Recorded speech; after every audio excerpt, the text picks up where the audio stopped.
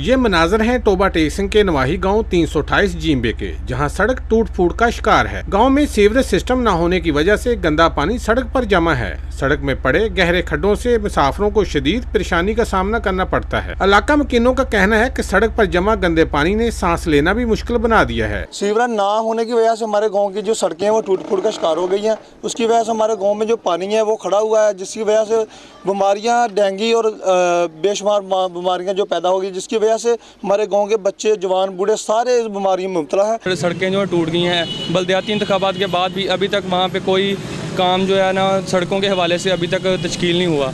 वो जगह जगह से टूटी हैं। थोड़ी सी बारिश हो जाए और पानी ओवरफ्लो हो के सड़कों पे आ रहा है, गुजरने के लिए इतनी दुश्वारी होती है ना। इलाका मकीनों ने मुकामी इंतजामिया और सियासी नुमाइंदगान के खिलाफ एहतजाज करते हुए मुतालबा किया है कि सड़क की फौरी तामीर को यकीनी बनाया जाए। कैमरामैन शिरंजम के साथ सुल्तान महमूद, टोबा टेक सिंह।